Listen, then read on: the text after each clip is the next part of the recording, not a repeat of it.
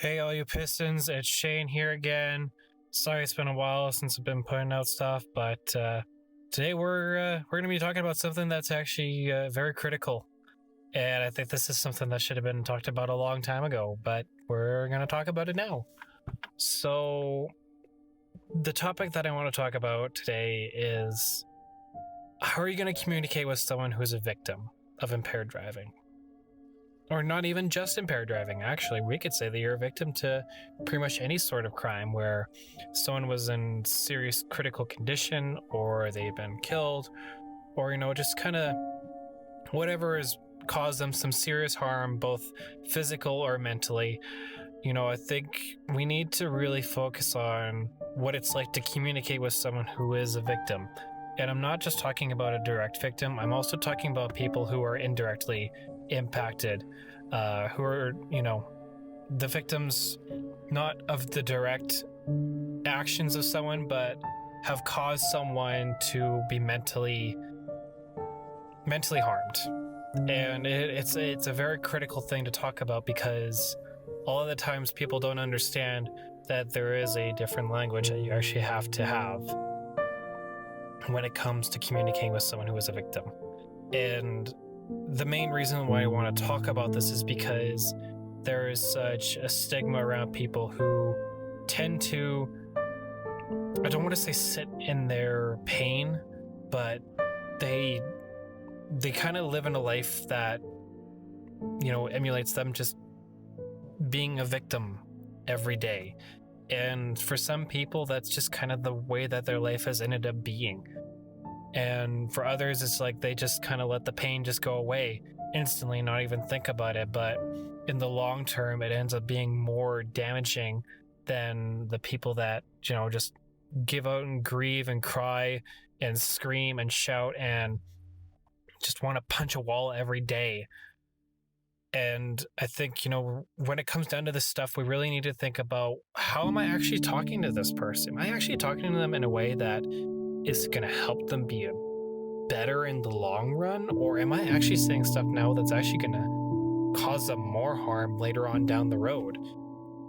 And so with that being said, I think we need to talk about just a few things that I think are really important when you are talking to someone who is a victim, because we live in a day and age where you see people getting hurt from impaired driving left, right, and center, people dying, multiple times a day, and the statistics just keep going up and up and up. Recently there was a new law passed down that breathalyzers were a mandatory thing when being stopped at a check stop. And I think that is a fantastic law. I think it is definitely something that is long overdue. It's not the biggest change ever that's going to happen, but it definitely is the biggest step in the right direction. But anyways, back to what I was saying. We're going to talk about, how are you talking to someone that's a victim? And so with that, we need to really reflect on the things that we've already said to someone. Primarily, you get this from people that I believe have never really been a victim. And by that, I mean they may have actually been a victim of impaired driving. I'm not going to say that they weren't. However, there are people who tend to say certain things that make other victims just feel like their pain isn't worthy, or it's just like they should just kind of, not ever think about this stuff anymore. It's just like they just kind of need to figure their stuff out a lot quicker. And that primarily comes from people saying, well, you should just get over it.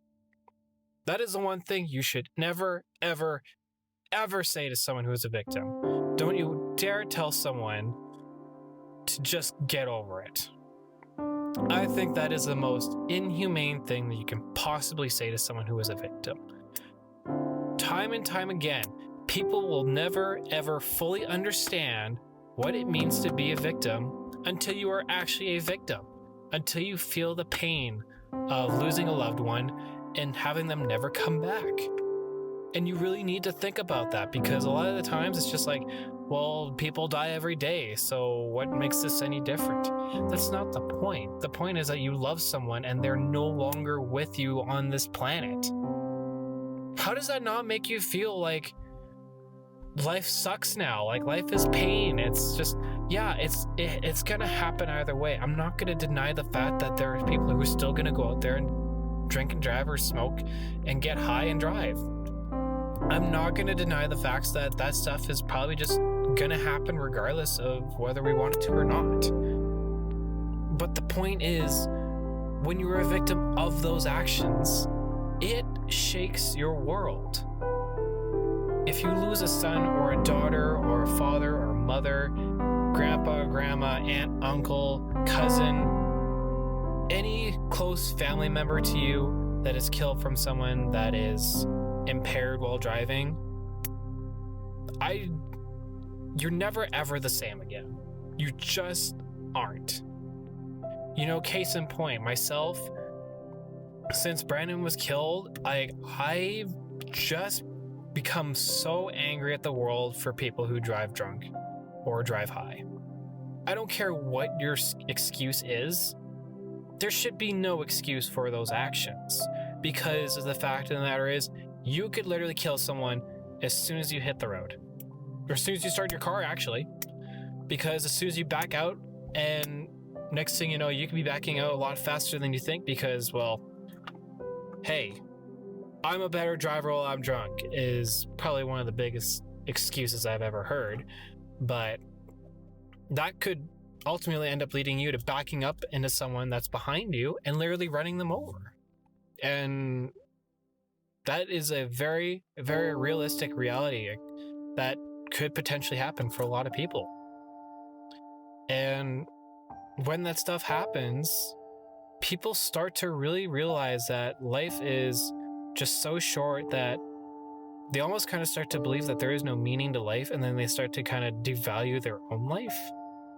And so when they actually get to that point, because a lot of people actually do, we just don't see it, or people just don't want to talk about it because someone isn't communicating the right way to them that allows them to talk like that, that we start to kind of brush this stuff off. We think this stuff is just something that you don't really need to talk about. Well, you need to communicate to the victim that you're there for them.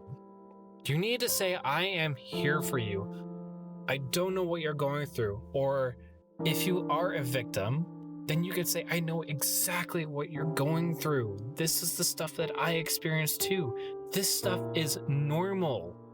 You have to normalize someone's struggle. That is how you get through to someone that is a victim. When you really want them to talk to you and share what's on their heart and, you know, their pain, when you normalize those struggles for them, it allows them to open up more and be more freely about it. They could say probably something that you would never ever expect them to say, but that doesn't mean that they're either going to act on certain things that they say or that they actually believe the things that they say. It's just that they're so hurt and angry at the world that they just say what's on their mind, which they should be allowed to.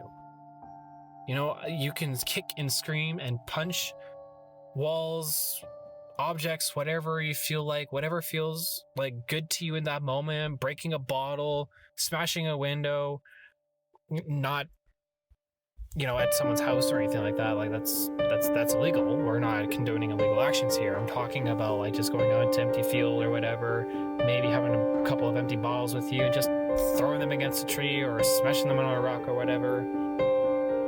Obviously with proper eye gear, we're talking about safety here. We don't want to get yourself hurt in the process of all this, but people need to be able to kind of let the stuff out that's on their heart. And when you communicate that, look, I'm just all ears.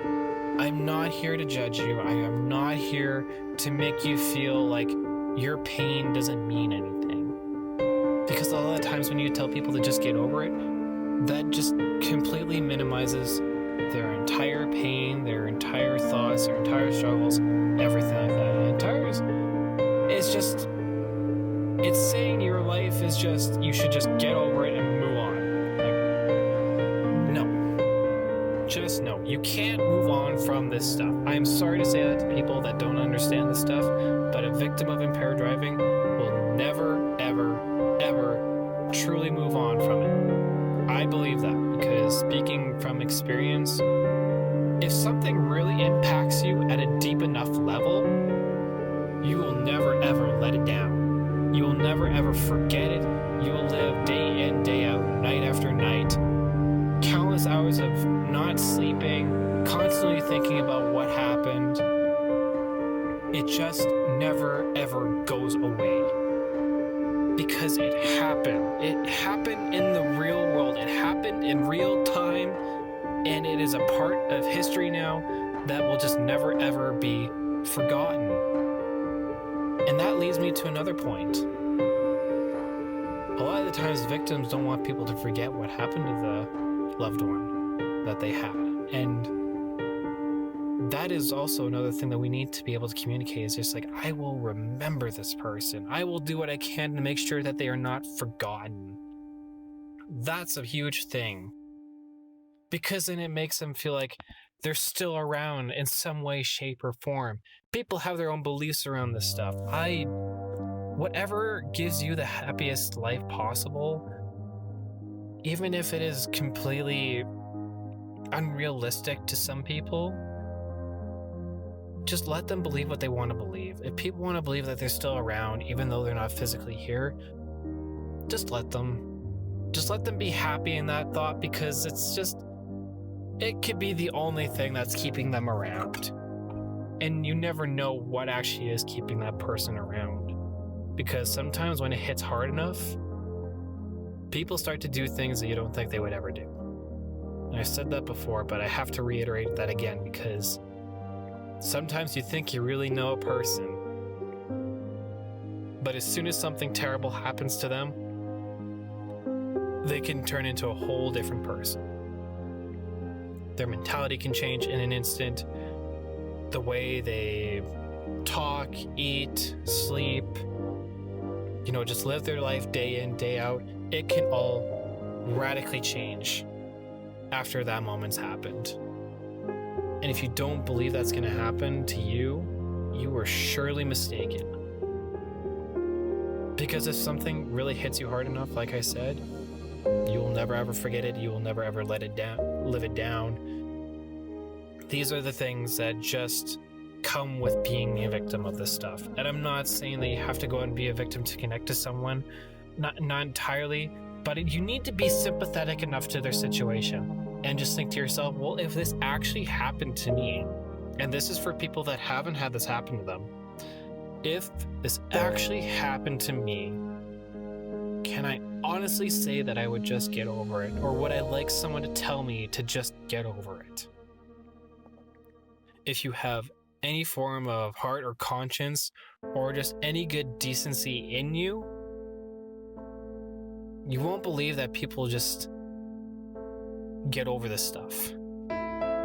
And it is just such a hard thing. The psychology around this stuff is so complex that it varies from victim to victim.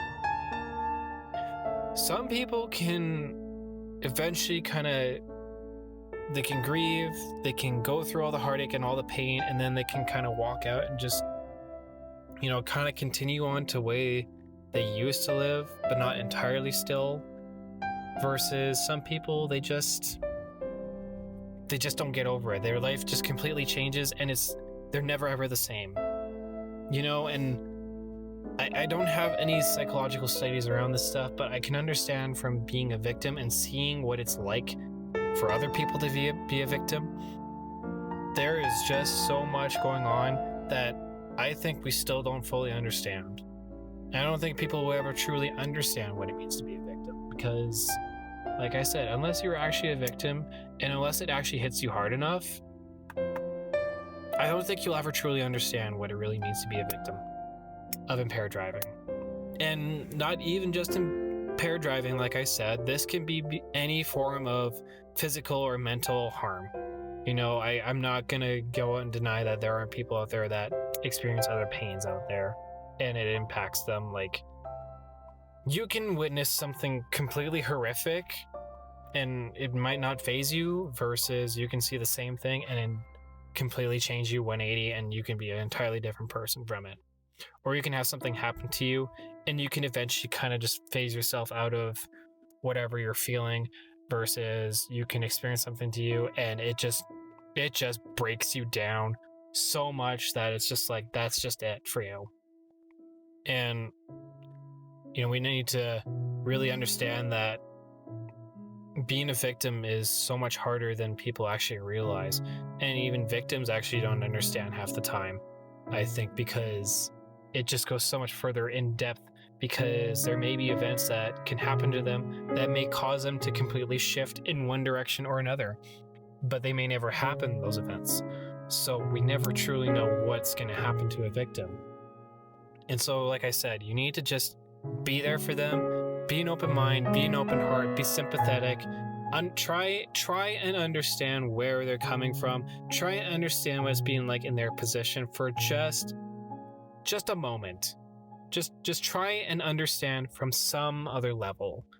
And I'm not saying you have to go out and be a victim to do this, but maybe you need to kind of just sit down with someone and be like, listen, I don't understand what you're going through. I actually want to understand this stuff.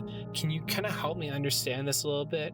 Or can you, if there's anything that's on your heart, you can share that with me. I'm not here to judge you. I'm not here to deny you anything that you're feeling. I want you to understand that I am here for you.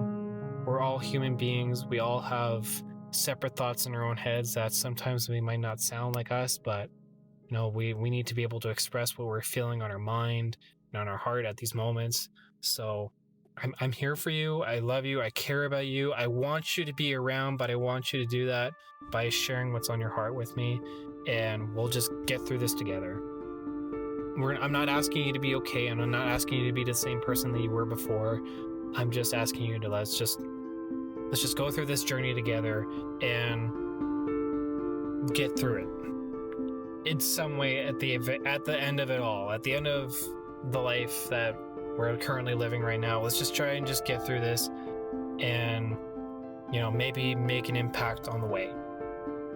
And so you can kind of say, well, you know what, let's talk about how we can help other victims, because sometimes being a victim, you don't know what to do, so the next best thing to do is going to help someone else who is a victim. And I think that's kind of another thing too that we can start to talk about is like, if you are a victim, have you considered that maybe the best way to help yourself is by helping someone else who is a victim? Because you can actually communicate on a very similar level than someone who isn't a direct victim or isn't a victim at all. And that's where the language comes in. Being the language of a victim it's complex, but if you are a victim, then you understand the language of another victim. Sometimes you don't fully understand their language, but you can understand a common ground of being a victim. And so with that, I think we need to, like I said, just take a moment, stop and think for a minute of what would happen to you if you were in this situation. How would you react? How would you want other people to react to the way you're reacting? What are the things that you would want them to say to you? And what are the things that you would say to a victim? Just think about this stuff. It's a very common reoccurrence, and maybe this is just something that we need to start discussing more as a society and working through this together, because like I said, I'm a victim too.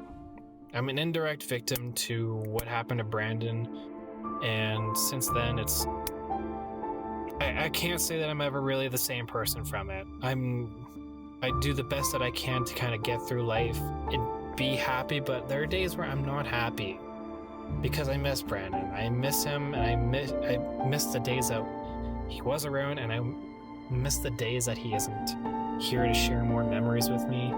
But you just gotta keep pushing on in some way, shape, or form. Whatever helps you kind of push through life one day after another, do it. You might not feel like you're making an impact in life, but guaranteed you're making an impact in someone else's life. And I think that's